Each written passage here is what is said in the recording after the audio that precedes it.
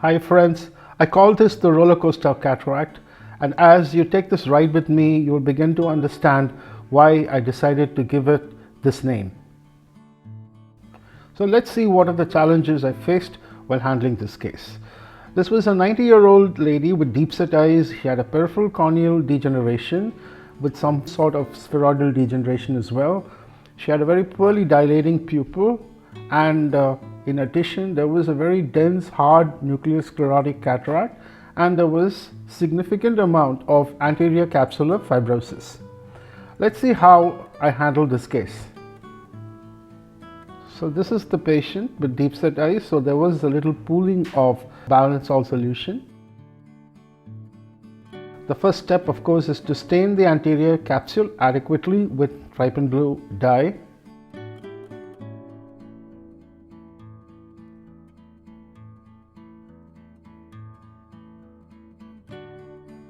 Then the clear corneal incision is fashioned. Well, I take care to create an adequate length of incision.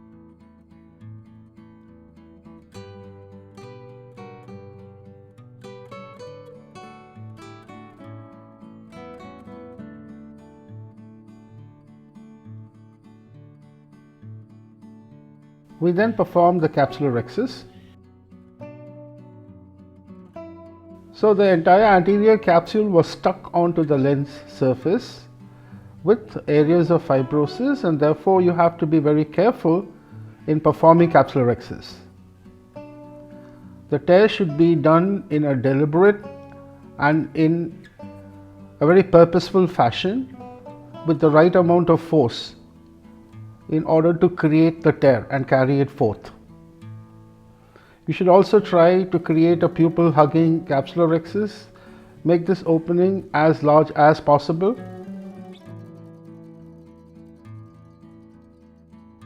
And make sure that you have completed the capsulorhexis without leaving any tag or any residual tear in the anterior capsule.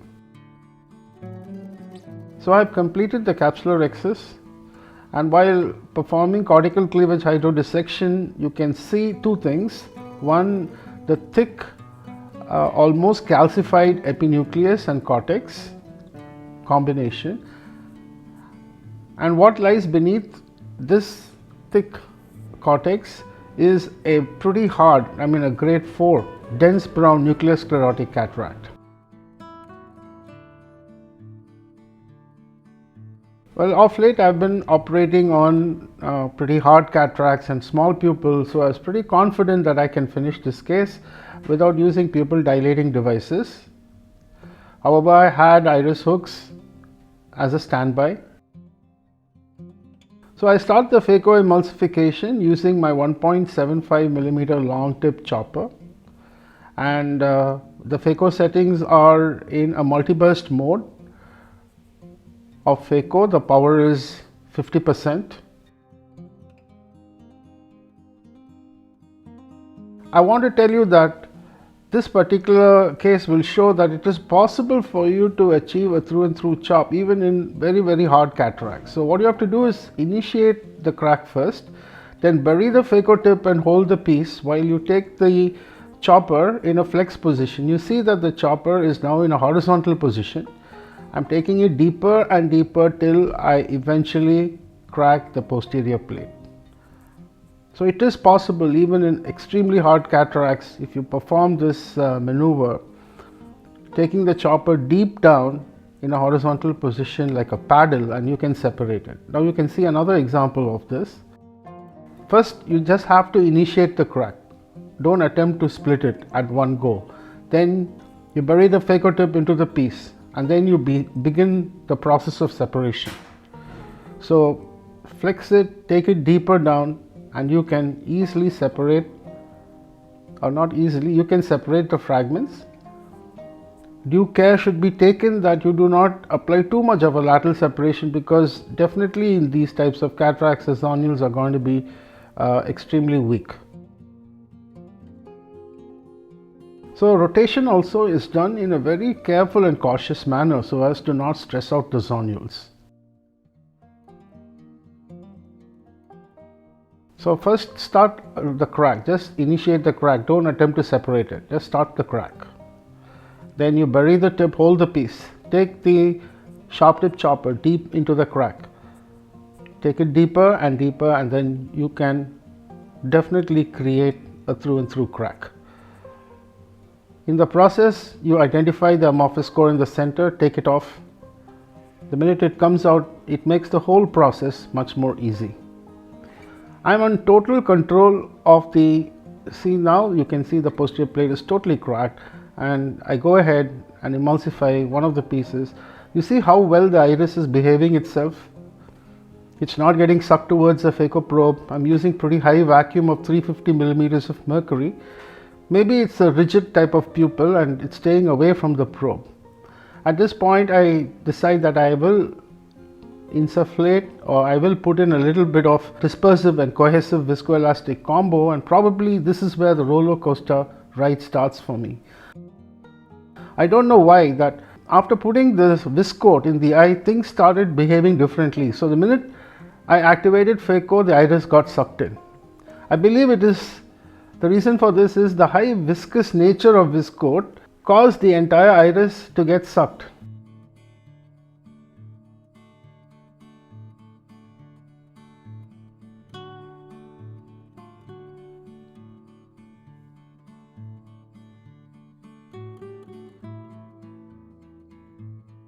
You see that both the inferior and the superior iris are now getting sucked into the port.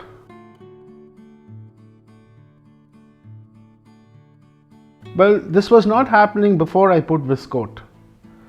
Before viscoat, you saw how well the pupil was behaving itself. The minute I put in viscoat, the high viscous nature of it caused the vacuum to build up more and started pulling these pieces. And this iris was getting attracted to the phaco tip even through the cracks in the nucleus, as you can see. So at this point I decided there's no way I'm going to continue phaco emulsification in such a situation. So I stopped the procedure, refill the chamber now with just methyl cellulose.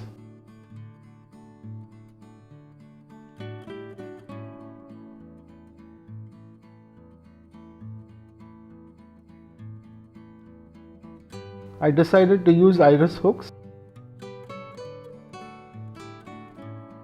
However, I thought that I do not need to use all the 4 iris hooks. I just need to get this 2 floppy portions of the iris out of the way, because the chop was happening in a very predictable fashion for me and I was in total control till I put in that viscoat. So I put 2 iris hooks into the eye. I tag both the floppy portions, that is the superior portion and the inferior portion of the iris that got sucked into the probe and which has a chaffed and frayed appearance. So 2 iris hooks to hold this part of the pupil in bay and retract it. And I was convinced that with this iris out of the way, I can proceed with phaco emulsification without having to pop in the 2 additional iris hooks. So I continue with phaco emulsification.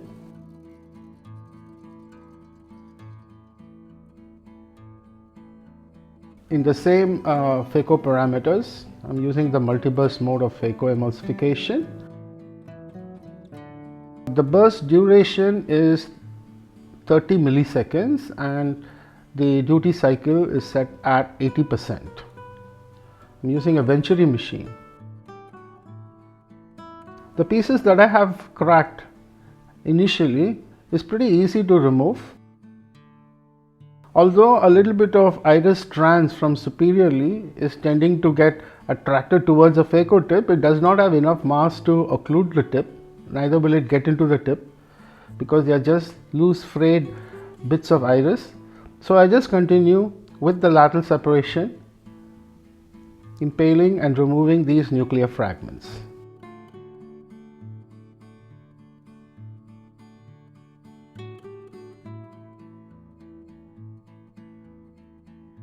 And things are pretty much going my way. It's important to stay right in the center. Also, you can see that the portion of the iris that is retracted is along the long axis of the phaco probe, and most of the maneuvers are kept in this axis. This ovaling of the pupil at 5 o'clock position is definitely going to help with phaco emulsification, because that is the axis in which I am performing the emulsification.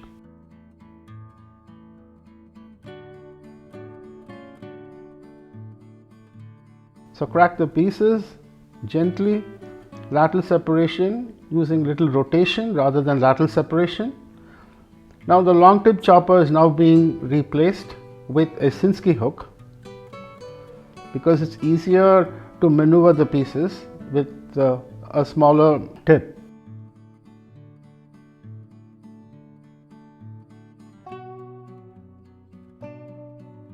And using the natural fluidics and the vacuum of the machine and staying in the center, the pieces are gradually emulsified. At this point in time, I have switched over. In the last piece, I have switched over to micropulse mode of phaco emulsification, because the burst mode will cause sudden shallowing of chamber sometimes.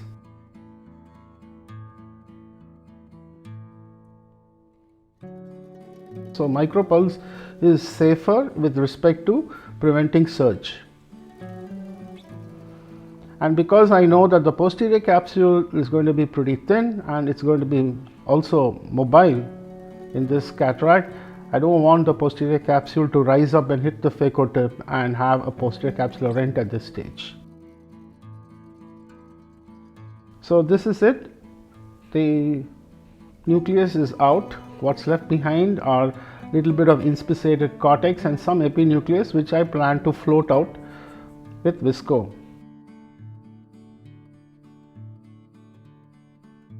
So I put visco and I float out the epinucleus and a little bit of cortex. However, a small fragment of cortex has gone underneath the iris. I need to get it out, because if you leave behind residual bits of epinucleus in the anterior chamber, you're going to have postoperative inflammation. Make sure you get it all out. So I don't know exactly where it's gone, so I do a little bit of exploration using a Y hook.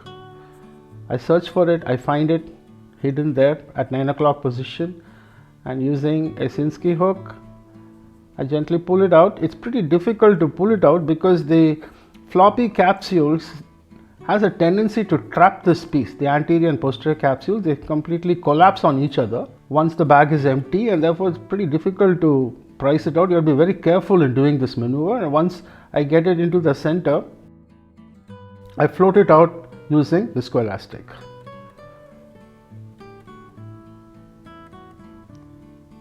Well, you may think that, okay, the worst is over, the roller coaster ride is over, the cataract is out, there's hardly any cortex to wash out at all, and all that is remaining is to implant the intraocular lens.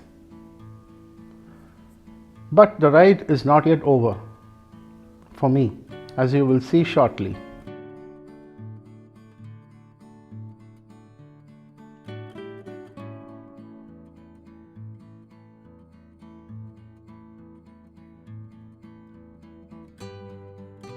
So after washing out whatever little cortex it is, I'm going and cleaning up the bag as best as I could.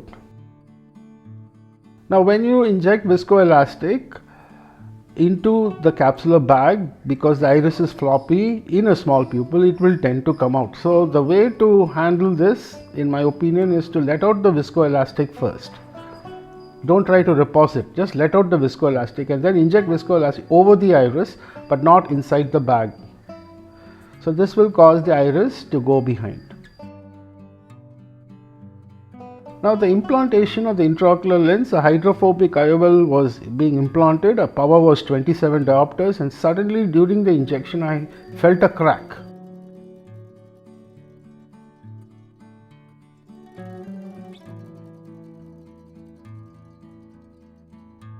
I wondered what really happened. Why did I pull out the cartridge? I found that the cartridge had totally split open somewhere in the middle. So you can see that the cartridge has split open and there is a small bar of plastic cartridge which is still intact.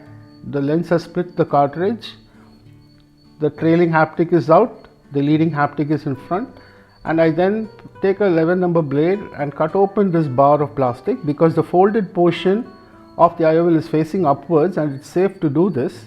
So once I've opened up the cartridge,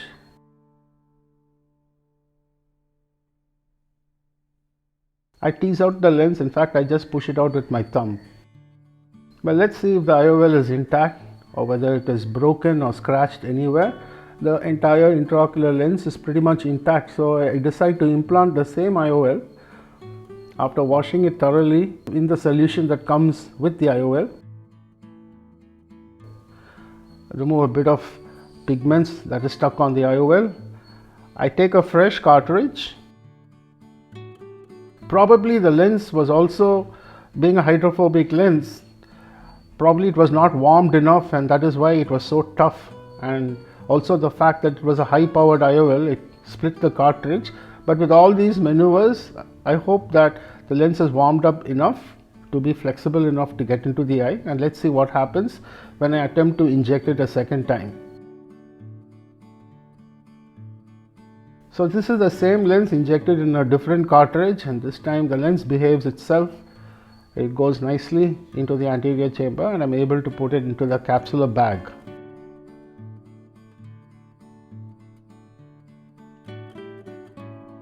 The viscoelastic is washed out from behind the intraocular lens and from the anterior chamber. The lens is tilted and positioned at 3 and 9 o'clock position, and the viscoelastic is washed out.